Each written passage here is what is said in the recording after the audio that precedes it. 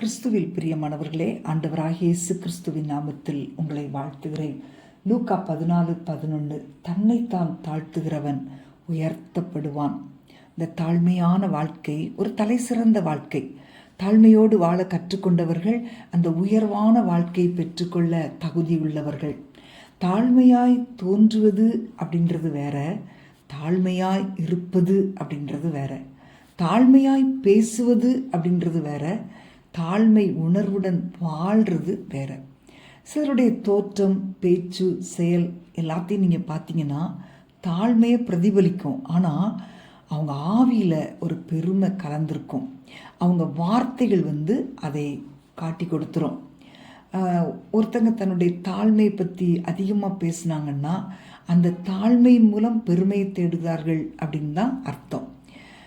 சிலர் தங்களை ராஜாக்களை போல காண்பிக்க ஒருவேளை குறியாக இருப்பாங்க. சிலர் ஆனால் வாயினால் தாங்கள் ஒன்றுக்கும் உதவாத குப்பை அப்படிம்பாங்க.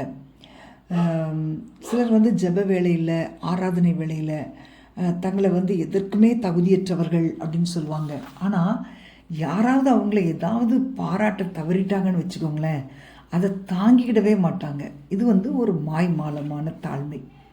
அன்பான தேவனுடைய பிள்ளைகளே, இந்த உண்மையான தாழ்மை என்பது தேவனால் தனக்கு இருக்கிற புகழ்ச்சியும் கனத்தையும் உணர்ந்து அதன் விளைவாக மற்றவங்களுடைய புகழ்ச்சியை தேட விரும்பாமல் இருக்கிறது தான் உண்மையான தாழ்மை.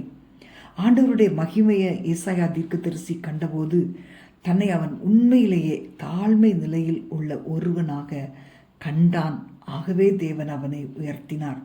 பிரியமானவர்களே, எல்லாவற்றை பார்க்கிலும் நம்மை தாழ்த்தி கொள்வதுதான் ரொம்ப கடினமான காரியம். ஆனால் தேவனோடு நம்முடைய உறவுகளும் நெருக்கங்களும் பெருக பெருக நம்மை தாழ்த்தி கொள்ளும் போதே அதில் நமக்கு ஒரு விசேஷமான மகிழ்ச்சி இருக்கிறதை உணர முடியும்.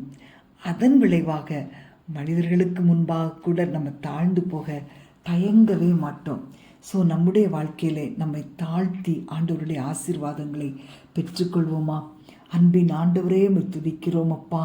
நாங்கள் எப்பொழுதும் உடைய சமூகத்தில் எங்களை தாழ்த்த கிருபை தாங்கப்பா. மாயமான தாழ்மை எங்களுக்கு வேண்டாம் ஆண்டவரே. உள்ளான தாழ்மை எங்கள் வாழ்க்கையில் வெளிப்பட வேண்டுமப்பா.